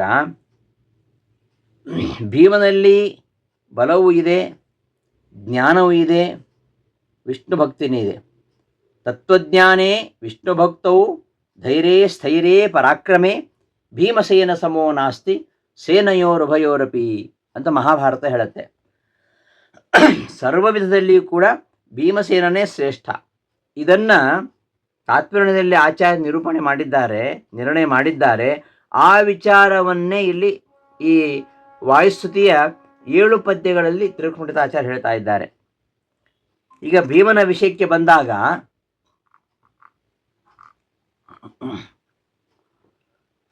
ವಿರಾಟದ ಒಂದು ಪ್ರಸಂಗದಲ್ಲಿ ಆ ಭೀಮನ ಬಲದ ಬಗ್ಗೆ ವರ್ಣನೆ ಮಾಡ್ತಾ ಭೀಮನ ಬಲ ಎಂಥದ್ದು ಅಂದರೆ ಯಾರು ಹೇಳಬೇಕು? ಭೀಮನಿಗೆ ಅತ್ಯಂತ ಆಪ್ತನಾದವನು ಹೇಳಿದರೆ ಭೀಮ ಬಹಳ ಬಲಿಷ್ಠ ಅಂತ ನಿರ್ಣಯ ಮಾಡಬಹುದು. ಆದರೆ ಭೀಮನ ಕಡುವೈರಿಯಾಗಿರ್ತಕ್ಕಂತಹ ದುರ್ಯೋಧನ ಅವನೇ ಹೇಳ್ತಾ ಇದ್ದಾನೆ ದೇವ ದಾನವ ಮನುಷ್ಯ ಎಲ್ಲ ವರ್ಗಗಳಲ್ಲೂ ಹುಡುಕಿದರೆ ಕ್ರಮವಾಗಿ ಮೊದಲು ಬಲಿಷ್ಠನಾಗಿರ್ತಕ್ಕಂಥವನು ಯಾರು ಅಂದರೆ ಭೀಮಸೇನ. ಭೀಮಶ್ಚ ಬಲಭದ್ರಶ್ಚ ಮದ್ರರಾಜಶ್ಚ ವೀರ್ಯವಾನ್.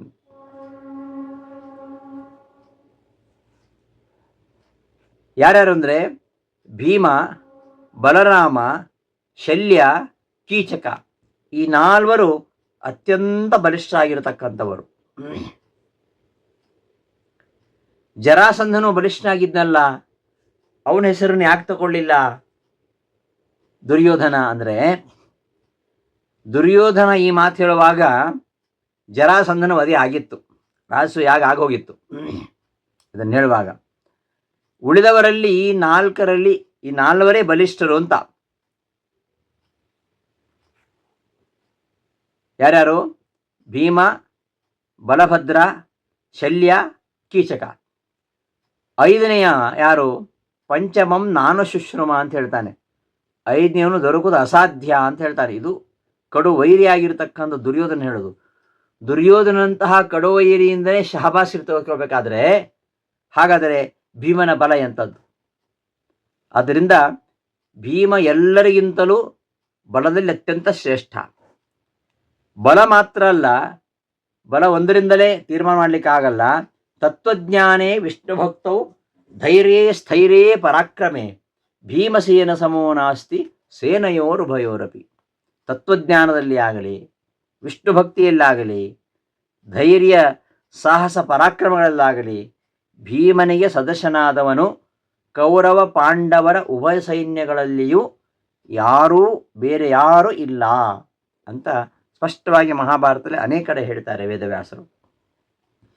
ಹಾಗಾಗಿ ಭೀಮ ಹೇಗೆ ಬಲದಲ್ಲಿ ಶ್ರೇಷ್ಠನೋ ಹಾಗೆ ವಿಷ್ಣು ಭಕ್ತಿಯಲ್ಲಿಯೂ ಜ್ಞಾನದಲ್ಲಿಯೂ ಈ ಧರ್ಮರಾಜ, ಅರ್ಜುನ, ಭೀಷ್ಮ, ದ್ರೋಣಾದಿ ಎಲ್ಲರಿಗಿಂತಲೂ ಅತ್ಯಂತ ಶ್ರೇಷ್ಠ ಅಂತ ಹೇಳ್ಬೋದು. ಇದರ ಜೊತೆಯಲ್ಲಿ ಇನ್ನೊಂದು ಹೇಳಬೇಕಾಗಿರೋದೇನೆಂದರೆ ಶುದ್ಧ ಭಾಗವತ ಧರ್ಮವನ್ನು ಮೊದಲಿನಿಂದ ಕೊನೆಯವರೆಗೆ ಎಲ್ಲಿಯೂ ಜಾರದೆ ಅಸ್ಖಲಿತವಾಗಿ ನಡೆಸಿದಂತಹ ಗಂಡಸರಲ್ಲಿ ಭೀಮಸೇನ, ಸ್ತ್ರೀಯರಲ್ಲಿ ದ್ರೌಪದಿ ಇಬ್ಬರು ಮಾತ್ರ ಅಂತ ಮಹಾಭಾರತ ಹೇಳುತ್ತೆ. ಈ ಶುದ್ಧ ಭಾಗವತ ಧರ್ಮವನ್ನು ಶುದ್ಧೇ ಭಾಗವತೆ ಧರ್ಮೇ ನಿರತೋ ಯದ್ವರ್ಕೋದರಃ. ಭೀಮಸೇನ ಹಾಗೂ ದ್ರೌಪದಿ. ಪುರುಷರಲ್ಲಿ ಭೀಮಸೇನ, ಸ್ತ್ರೀಲಿ ದ್ರೌಪದಿ. ಇವರಿಬ್ಬರೇ ಈ ಶುದ್ಧ ಭಾಗವತ ಧರ್ಮವನ್ನು ಮೊದಲಿನಿಂದ ಕೊನೆಯವರೆಗೂ ಚಾಚೂ ತಪ್ಪದಂತೆ ಅನುಸರಣೆ ಮಾಡಿದವರು. ಮಿಕ್ಕವರೆಲ್ಲ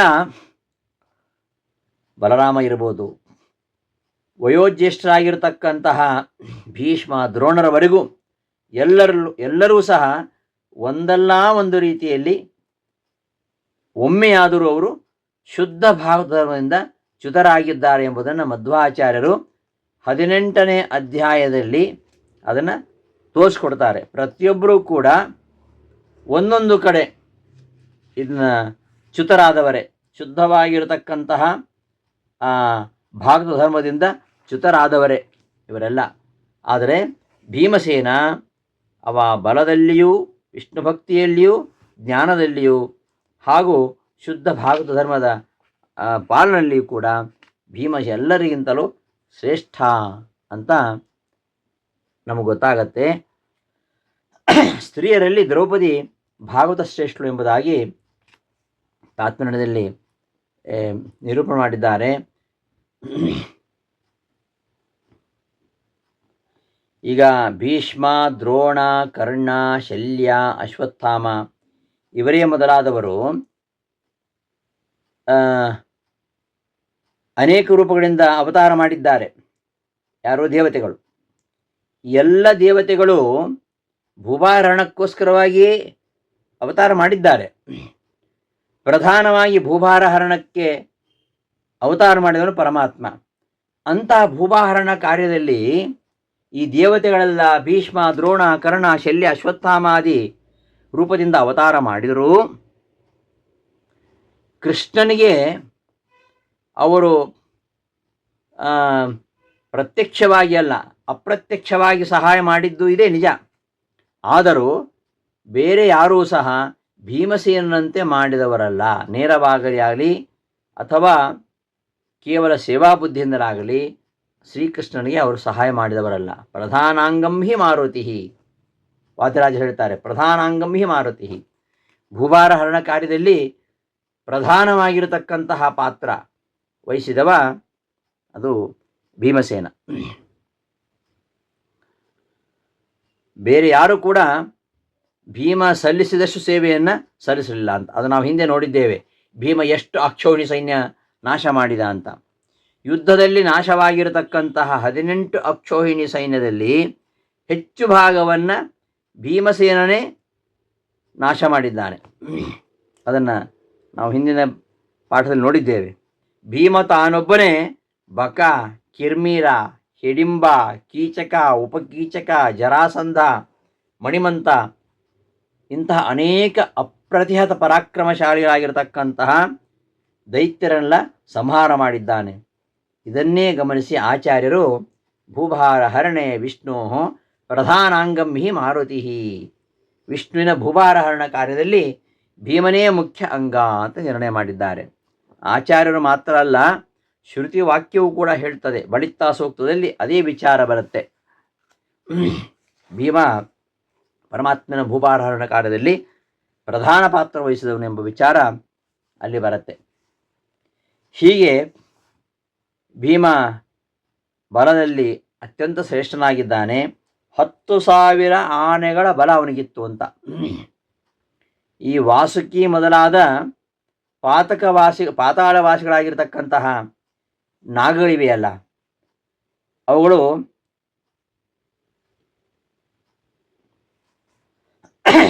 ಹೇಳ್ತಾವಂತೆ, ತಸ್ಮಾನ್ ನಾಗಾಯುತವಲೋ ರಣೇದೃಶ್ಯೋ ಭವಿಷ್ಯಸಿ. ನೀನು ಅಮೃತವನ್ನು ಕುಡಿದವನಾದ್ದರಿಂದ ನಾಗ ಅಂದರೆ ಆನೆ, ನಾಗ ಅಯುತ ಅದರ 10,000 ಆನೆಗಳಿಂದ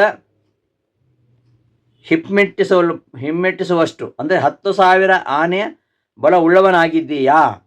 ಯುದ್ಧದಲ್ಲಿ ಯಾವ ಸಂದರ್ಭದಲ್ಲಿಯೂ ನಿನ್ನನ್ನು ಯಾರೂ ಹಿಮ್ಮೆಟ್ಟಿಸುವುದಿಲ್ಲ ಅಂತ ಹೇಳೋ ವಿಚಾರ ಆದಿಪರ್ವದಲ್ಲಿ ಬರುತ್ತೆ. ಹೀಗೆ ಈ ಬಲ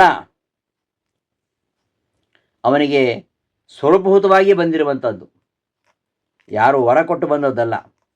ಸ್ವರೂಭೂತವಾಗಿರತಕ್ಕಂತಹ ನೈಜವಾದ ಜನ್ಮಸಿದ್ಧವಾದ ಬಲ. ಅದನ್ನೇ ಬಳಿತ್ಥ ಭಟ್ಟದರ್ಶತ ಅಂತ ಹೇಳ್ತಾರಲ್ಲ, ಅಲ್ಲಿ ಬಲಾತ್ಮಕವಾದ ಪದವನ್ನು ಪ್ರಯೋಗ ಮಾಡಿದ್ದಾರೆ, ಬಳಿತ್ಥ ಎಂಬುದಾಗಿ. ಆದ್ದರಿಂದ ವಾಯುದೇವರ ಈ ಬಲ ಅದು ಸ್ವರೂಭೂತವಾಗಿರತಕ್ಕಂತಹ ಬಲ. ಆ ವಿಚಾರ ಬಳಿತ್ಥ ಸೂಕ್ತದಲ್ಲಿ ಬರ್ತದೆ. ಅಂತಹ ಬಲಿಷ್ಠನಾದ್ದರಿಂದಲೇ ಈ ಕೋಟಿ ಕೋಟಿ ದೈತ್ಯರನ್ನು ಅವನಿಗೆ ಗೆಲ್ಲಲಿಕ್ಕೆ ಸಾಧ್ಯವಾಯಿತು. ಗೆದ್ದದ್ದು ಆಕಸ್ಮಿಕ ಅಲ್ಲದು, ಅವನ ಬಲಾಧಿಕ್ಯದಿಂದಲೇ. ಅದಕ್ಕೋಸ್ಕರವಾಗಿ ಇಲ್ಲಿ ಪೋಥಯಾಮಾಸಿತ ಅಂತ ಪ್ರಯೋಗ ಮಾಡಿದ್ದು. ಕೊಂದಿ ಅಂತ ಅಷ್ಟೇ ಹೇಳಲಿಲ್ಲ, ಸಂಹಾರ ಮಾಡಿದೆ ಅಂತ ಹೇಳಲಿಲ್ಲ. ಪೋಥಯಾಮಾಸಿತ, ಪೋಥಯಾಮಾಸ ಅಂದರೆ ಶತ್ರುನ ನುಚ್ಚು ನೂರು ಮಾಡಿಬಿಟ್ಟಿ ಅಂತ. ಅದಕ್ಕೋಸ್ಕರ ಆ ವಿಶೇಷ ಪದವನ್ನು ಪ್ರಯೋಗ ಮಾಡಿದ್ದಾರೆ. ಅಂತಹ ಆ ಭೀಮನ ಬಲ ಮತ್ತು ಅವನ ಪರಿಶುದ್ಧವಾದ ಭಾಗವತ ಧರ್ಮಾಚರಣೆ, ಈಗಾಗಲೇ ಹೇಳಿದ ಹಾಗೆ ಒಂದು ಸಾರಿಯೂ ಚ್ಯುತವಾಗದ ರೀತಿಯಲ್ಲಿ ನಿಶ್ಚಲವಾಗಿ ಪರಿಶುದ್ಧ ಭಾಗವತ ಧರ್ಮವನ್ನು ಆಚರಿಸಿದವ ಭೀಮ. ಈ ಭೀಮ ಮತ್ತು ದ್ರೌಪದಿ ಕಾಯೇನ ವಾಚ ಮನಸ ಯಾವ ರೀತಿಯಿಂದಲೂ ಯಾವ ಕಾರಣದಿಂದಲೂ ಒಂದು ಸಾರಿಯೂ ಕೂಡ ವಿಷ್ಣುವಲ್ಲದೆ ಬೇರೆ ಯಾವ ದೇವತೆಯನ್ನು ಆರಾಧಿಸಿದ್ದೂ ಇಲ್ಲ, ವಂದಿಸಿದ್ದೂ ಇಲ್ಲ. ವಿಷ್ಣುವಿಗೆ ಕಿಂಚಿತ್ ವ್ಯತಿರಿಕ್ತವನ್ನು ಎಲ್ಲಿಯೂ ಮಾಡಿದ್ದಿಲ್ಲ. ಅದಕ್ಕೋಸ್ಕರವಾಗಿ ಯಾಭ್ಯಾಂ ಶುಶ್ರೂಷು ರಾಶಿ ಅಂತ ಹಿಂದೆ ಹೇಳಿದ್ದು, ಯಾಭ್ಯಾಂ ಶುಶ್ರೂಷು ರಾಶಿ ಅಂತ. ಆ ರೀತಿಯಲ್ಲಿ ಸೇವೆ ಮಾಡಿದವನು ನೀನು ಅಂತ. ಎಲ್ಲವನ್ನು ಮಾಡಿದ್ದು ಯಾಕೆ ಅಂದರೆ, ಭೀಮ ಮಾಡಿದ್ದು ಎಲ್ಲವನ್ನು ಎಲ್ಲಿಯೂ ಸ್ವಾರ್ಥಕ್ಕಾಗಿ ಅಲ್ಲ. ಅರ್ಜುನಾದಿಗಳು ತಮ್ಮ ತಮ್ಮ ಸ್ವಾರ್ಥಕ್ಕೆ ಮಾಡಿದ್ದಾರೆ, ಆದರೆ ಭೀಮಸೇನ ದೇವರು ಎಲ್ಲೂ ಸ್ವಾರ್ಥಕ್ಕೋಸ್ಕರ ಮಾಡಲಿಲ್ಲ. ಅವರು ಏನೇ ಮಾಡಿದರೂ ಯತ್ಕರೋಷಿ ಯದಶ್ನಾಶಿ ಯಜ್ಜುಹೋಷಿ ತದಾಸಿಯತ್ ಯತ್ ತಪಸ್ಸಿಸಿ ಕೌಂತೆಯ ತತ್ಕುರುಷ್ವಮದರ್ಪಣ ಅಂತ ಗೀತೆಯ 9ನೇ ಅಧ್ಯಾಯದಲ್ಲಿ ಹೇಳಿದ ಹಾಗೆ, ಶುದ್ಧ ಭಾಗವತ ಧರ್ಮಕ್ಕೆ ಅನುಗುಣವಾಗಿ ಭೀಮನಾಗಲಿ ದ್ರೌಪದಿಯಾಗಲಿ ತಾವು ಮಾಡಿದ ಸಕಲ ಕರ್ಮಗಳನ್ನು ಕೇವಲ ವಿಷ್ಣು ಪ್ರೀತ್ಯರ್ಥವಾಗಿಯೇ ಮಾಡ್ತಾ ಇದ್ದವರು. ಅವರು ಯಾವತ್ತೂ ವಿಷ್ಣು ಭಕ್ತರೊಂದಿಗೆ ದ್ವೇಷವನ್ನು ಮಾಡಿದ್ದಾಗಲಿ, ವಿಷ್ಣು ದ್ವೇಷಗಳೊಂದಿಗೆ ಅವರು ಸ್ನೇಹವನ್ನು ಮಾಡಿದ್ದಾಗಲಿ ಯಾವ ಕಾಲಕ್ಕೂ ಇಲ್ಲ. ಹಾಗಾಗಿಯೇ ಭೀಮ ಜರಾಸಂಧನನ್ನು ಸಂಹಾರ ಮಾಡಿದ್ದು. ಅವ ಜರಾಸಂಧನನ್ನು ವಧೆ ಮಾಡಿದ್ದಾಗಲಿ, ದುರ್ಯೋಧನ ದುಶ್ಯಾಸನ ವಧೆ ಮಾಡಿದ್ದಾಗಲಿ, ಕೌರವರನ್ನು ವಧೆ ಮಾಡಿದ್ದಾಗಲಿ, ಇವರೆಲ್ಲ ವಿಷ್ಣು ದ್ವೇಷಗಳಾದ್ದರಿಂದ ಅವರನ್ನು ಯುದ್ಧವೆಂಬ ಯಜ್ಞದಲ್ಲಿ ವಿಷ್ಣು ಪ್ರೀತ್ಯರ್ಥವಾಗಿ ಪಶುಗಳನ್ನಾಗಿ ಹೋಮ ಮಾಡಿದ. ಅದನ್ನು ಹೇಳಿದ್ದಲ್ಲಿ ಆ ಶ್ಲೋಕದಲ್ಲಿ, ವಿಷ್ಣು ಪಕ್ಷದ್ವಿಡೀಶಂ ಪಶುಮೇವ ದಮಯನ್ ವಿಷ್ಣು ಪಕ್ಷದ್ವಿಡೀಶಂ ರಾಜಸೂಯಾಶ್ವಮೇಧೆ ಕಿಮೋದ ಭಗವನ್ ರಾಜಸೂಯಾಶ್ವಮೇಧೆ. ಯುದ್ಧವೆಂಬ ಯಜ್ಞದಲ್ಲಿ ವಿಷ್ಣು ಪ್ರೀತ್ಯರ್ಥವಾಗಿ ಪಶುಗಳನ್ನಾಗಿ ಹೋಮ ಮಾಡಿದನೇ ಹೊರತು ಬೇರೆ ಯಾವ ಸ್ವಾರ್ಥದಿಂದ ಅಲ್ಲ. ಕೃಷ್ಣನಿಗೆ ಭೀಮ ಎಷ್ಟು ಸೇವೆ ಮಾಡಿದರೂ ತೃಪ್ತಿ ಇಲ್ಲ, ಅಷ್ಟು ಖುಷಿ ಪರಮಾತ್ಮನಿಗೆ. ಹಾಗಾಗಿ ಇವ ಮಾಡಿದ್ದು ಎಲ್ಲವೂ ಕೂಡ ವಿಷ್ಣುವಿನ ಪ್ರೀತಿಗೋಸ್ಕರವಾಗಿ ಮಾಡಿರುವಂಥದ್ದು ಹೊರತು ಇನ್ಯಾವುದೇ ಉದ್ದೇಶದಿಂದ ಅಲ್ಲ. ದ್ರೌಪದಿಯ ಹಾಗೆ ದೈತ್ಯರ ವಧೆಗೆ ಆ ದೈತ್ಯರೇನು ದ್ವೇಷ ಮಾಡಿದ್ರಲ್ಲ, ಆ ದೈತ್ಯರ ವೈರಕ್ಕೆ ಕಾರಣೀಭೂತರಾದಳು ಈ ದ್ರೌಪದಿ. ಆದರೆ ದೈತ್ಯರ ವಧೆಗೆ ಅವಕಾಶ ಮಾಡಿಕೊಟ್ಟಿದ್ದರಿಂದ, ಭೀಮನಿಗೆ ಆ ದೈತ್ಯ ಸಂಹಾರ ಕಾರ್ಯದಲ್ಲಿ ನೆರವಾಗಿದ್ದರಿಂದ ಭೀಮನಿಗೆ ಮುಖ್ಯ ಸಹಾಯಕಳಾದವಳು. ಈ ದೃಷ್ಟಿಯಿಂದ ದ್ರೌಪದಿಯನ್ನು ಶ್ರೀಹರಿಗೆ ದ್ವಿತೀಯಾಂಗ ಅಂತ ನಿರ್ಣಯ ಮಾಡಿದ್ದಾರೆ ಆಚಾರ್ಯರು. ದ್ರೌಪದಿ ವೈರಹೇತು ಸ್ಯಾತ್ ತಸ್ಮಾತ್ ಭೀಮಾದ ನಂತರ. ಪರಮಾತ್ಮನ ಭೂಭಾರಣ ಕಾರ್ಯದಲ್ಲಿ ಪ್ರಧಾನ ಅಂಗ ಅಂದರೆ ಭೀಮಸೇನ. ಆ ಭೀಮಸೇನನಿಗೆ ದೈತ್ಯ ಸಂಹಾರ ಕಾರ್ಯದಲ್ಲಿ ಸೌಗಂಧಿಕಾ ಪುಷ್ಪವನ್ನು ತಂದುಕೊಡೋ ನೆಪ ಅಷ್ಟೇ, ಅದೇನು ಬೇಕಾಗಿರಲಿಲ್ಲ ಅವಳಿಗೆ. ಆ ಸೌಗಂಧಿಕಾ ಪುಷ್ಪದ ನೆಪದಲ್ಲಿ ಕೋಟಿ ಕೋಟಿ ದೈತ್ಯರನ್ನು ವಿಷ್ಣು ದ್ವೇಷಗಳನ್ನು ಸಂಹಾರ ಮಾಡಲಿಕ್ಕೆ ನೆರವಾದ್ದರಿಂದ ಅವಳನ್ನು ದ್ರೌಪದಿ ವೈರಹೇತು ಸ್ಯಾತ್ ತಸ್ಮಾತ್ ಭೀಮಾದ ನಂತರ, ಭೀಮನ ನಂತರ ಈ ದೈತ್ಯರ ವಧೆಗೆ ಅವರ ವೈರಕ್ಕೆ ಕಾರಣನಾದವಳು ದ್ರೌಪದಿ ಎಂಬ ಪ್ರಮೇಯವನ್ನು ಸೂಚಿಸಲಿಕ್ಕೋಸ್ಕರವಾಗಿ ಇಲ್ಲಿ ಪ್ರಾಯಚ್ಛಃ ಸ್ವಪ್ರಿಯಾಯೈ, ದ್ರೌಪದಿಯ ವಿಷಯ ಯಾಕೆ ಬಂತು, ದ್ರೌಪದಿ ಸೌಭಂಗಿಗ ತಂದುಕೊಟ್ಟ, ಯಾಕೆ ಹೇಳ್ಬೇಕದನ್ನು ಅಂದರೆ, ವಾಯುದೇವರು ಹೇಗೆ ಭೀಮಸೇನ ದೇವರು ಹೇಗೆ ವಿಷ್ಣು ಪ್ರೀತ್ಯರ್ಥವಾಗಿ ಈ ದೈತ್ಯ ಸಂಹಾರ ಕಾರ್ಯ ಅವರೊಬ್ಬರೇ ಮಾಡಿದರೋ ಅವರಿಗೆ ಸಹಾಯಕರಾಗಿ ನಿಂತವಳು ದ್ರೌಪದಿ. ಅವಳು ಸೌಗಂಧಿಕ ಪುಷ್ಪವನ್ನು ಕೇಳದೆ ಹೋಗಿದರೆ ಇವ ಗಂಧಮಾದನ ಪರ್ವತಕ್ಕೂ ಹೋಗ್ತಿರಲಿಲ್ಲ, ಮೇರು ಪರ್ವತಕ್ಕೂ ಹೋಗ್ತಿರಲಿಲ್ಲ. ಆದ್ದರಿಂದ ಆ ವಿಷ್ಣು ದ್ವೇಷಗಳ ಸಂಹಾರ ಕಾರ್ಯದಲ್ಲಿ ಇವಳು ಮುಖ್ಯ ಸಹಾಯಕಳಾದ್ದರಿಂದ ಭೀಮನ ನಂತರ ಈ ಭೂಭಾರಹರಣ ಕಾರ್ಯದಲ್ಲಿ ಪ್ರಧಾನ ಅಂಗವಾಗಿರತಕ್ಕಂಥವಳು ದ್ರೌಪದಿ. ಅದನ್ನು ಸೂಚಿಸಲಿಕ್ಕೋಸ್ಕರವಾಗಿಯೇ ಇಲ್ಲಿ ಕವಿಗಳು ಪ್ರಾಯಚ್ಛಃ ಸ್ವಪ್ರಿಯಾಯೈ ಪ್ರಿಯತಮ ಕುಸುಮಂ ಪ್ರಿಯ ಶಬ್ದ ಬಳಸಿದ್ದಾರೆ. ದ್ರೌಪದಿ ರುದ್ರಪತ್ನ್ಯ ದುದ್ರಿಕ್ತ ಅಲ್ಲಿ ಕೂಡ ಬಂತಲ್ಲ. ಅಷ್ಟಲ್ಲದೆ ಅವಳ ಶುದ್ಧವಾಗಿರತಕ್ಕಂತಹ ವೈಷ್ಣವ ಧರ್ಮ ಅದನ್ನು ಸೂಚಿಸಲಿಕ್ಕೋಸ್ಕರವಾಗಿಯೇ ಅವಳ ಅನುಗ್ರಹದಿಂದಲೇ ದ್ರೌಪದಿ ರುದ್ರಪತ್ನ್ಯ ದುದ್ರಿಕ್ತ ಅಂತ ಅವಳ ಅನುಗ್ರಹದಿಂದಲೇ ಸಕಲ ಅನಿಷ್ಟಗಳು ದೂರವಾಗ್ತವೆ, ಸಕಲ ಅಭೀಷ್ಟಗಳು ಸಿದ್ಧವಾಗ್ತವೆ ಎಂಬುದನ್ನು ಅಲ್ಲಿ ನೇರವಾಗಿ ಅವಿದ್ಯಾ ನಿದ್ರಾಂ ನಿದ್ರಾವ್ಯ ಆ ಒಂದು ಪ್ರಾಗ್ ಅಭದ್ರ ದ್ರಹಯತಾಂಬ ಪದ್ಯದಲ್ಲಿ 25ನೇ ಪದ್ಯದಲ್ಲಿ ಪ್ರಾರ್ಥನೆ ಮಾಡಿದ್ದಾರೆ. ಹೀಗೆ ಒಟ್ಟಿನಲ್ಲಿ ಈ ಪ್ರಸಕ್ತವಾಗಿರತಕ್ಕಂತಹ 7 ಪದ್ಯಗಳಲ್ಲಿ ಭೀಮಸೇನನ ಹಾಗೂ ದ್ರೌಪದಿಯ ಶುದ್ಧ ವೈಷ್ಣವ ಧರ್ಮ ದೀಕ್ಷೆಯನ್ನು ಪ್ರತಿಪಾದನೆ ಮಾಡಿದ್ದಾರೆ ಕವಿಗಳು. ಅವರಿಬ್ಬರೂ ಕೂಡ ಪರಶುಕ್ಲತ್ರಯ ವರ್ಗಕ್ಕೆ ಸೇರಿದವರು ಎಂಬುದನ್ನು ಸೂಚಿಸಿ, ಅವರಿಬ್ಬರ ಅನುಗ್ರಹ ಇದ್ದರೆ ಅದರಿಂದ ಸಕಲ ಅನಿಷ್ಟಗಳು ದೂರವಾಗ್ತವೆ ಎಂಬುದನ್ನು, ದೈತ್ಯರ ಬಾಧೆ ತಪ್ಪುತ್ತದೆ, ಜ್ಞಾನ ವೈರಾಗ್ಯಗಳು ಉಂಟಾಗಿ ಮೋಕ್ಷ ಪ್ರಾಪ್ತಿಗೆ ಸಾಧಕವಾಗುತ್ತೆ ಎಂಬ ನಿರೂಪಣೆಯನ್ನು ಮಾಡಿ ಕೊನೆಗೆ ಸ್ವಪ್ರಿಯಾಯೈ ಅಂದರೆ ದ್ರೌಪದಿಗೂ ಪ್ರಾಣ ತಸ್ಮೈ ನಮಸ್ತೆ, ಜಯಪ್ರದನಾಗಿರತಕ್ಕಂತಹ ಭೀಮಸೇನನಿಗೂ ಇಬ್ಬರಿಗೂ ಕೂಡ ಒಂದೇ ಪಾದದಲ್ಲಿ ಒಂದೇ ಶ್ಲೋಕದ ಈ ಒಂದೇ ಚರಣದಲ್ಲಿ ವಂದನಾರ್ಪಣೆಯನ್ನು ಮಾಡಿ ಭೀಮಾವತಾರ ವರ್ಣನೆಯನ್ನು ಉಪಸಂಹಾರ ಮಾಡ್ತಾ ಇದ್ದಾರೆ ಕವಿಗಳು ಅಂತ ಹೇಳ್ತಾ, ಮುಂದೆ ಭೀಮಾವತಾರದ ವರ್ಣನೆಯನ್ನು ಮಾಡ್ತಾರೆ. ಹೀಗೆ ಈ 2ನೆಯ ಭಾಗದಲ್ಲಿ ಭೀಮಸೇನನ ಒಂದು ಚರಿತ್ರೆ ಹೇಳ್ತಕ್ಕಂತಹ ಭೀಮನ ಚರಿತ್ರೆ ಜೊತೆ ಕೃಷ್ಣ ಚರಿತ್ರೆ, ಶ್ರೀಕೃಷ್ಣ ಚರಿತಂ ಪುಣ್ಯಂ ಭೀಮಸೇನ ಯಶೋಬಲಂ ಅಂತ ಹೇಳ್ತಾರೆ. ಕೃಷ್ಣ ಚರಿತ್ರೆ ಭೀಮಸೇನನ ನಿರ್ಮಲವಾಗಿರತಕ್ಕಂಥ ಯಶೋಗಾನ, ಇದು ಅತ್ಯಂತ ಪಾಪ ಪರಿಹಾರಕವಾಗಿರುವಂಥದ್ದು. ಹೀಗೆ ಇಷ್ಟು ವಿಚಾರಗಳನ್ನು ಇಲ್ಲಿ ಹೇಳಿ ಮುಂದೆ ಮಧ್ವಾವತಾರದ ಮಹಿಮೆಯನ್ನು ಮುಂದಿನ ಪದ್ಯಗಳಲ್ಲಿ ಅದನ್ನು ನಿರೂಪಣೆ ಮಾಡ್ತಾ ಹೋಗ್ತಾರೆ.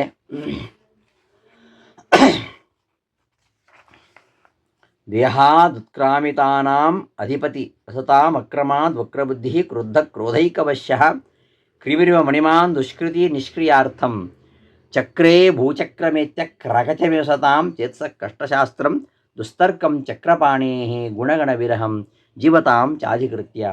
ಈ ಪದ್ಯದಿಂದ ಭೀಮಾವತಾರದ ವರ್ಣನೆ ಆರಂಭ ಆಗುತ್ತೆ. 29ನೇ ಶ್ಲೋಕದಿಂದ 40ನೇ ಶ್ಲೋಕದವರೆಗೆ 11 ಪದ್ಯಗಳಲ್ಲಿ ಅದನ್ನು ಮುಂದಿನ ಪಾಠಗಳಿಗೆ ನೋಡ್ತಾ ಹೋಗೋಣ ಅಂತ ಹೇಳ್ತಾ ಈ ದಿನದ ಪಾಠವನ್ನು ಸಮಾಪ್ತಿಗೊಳಿಸ್ತೇನೆ.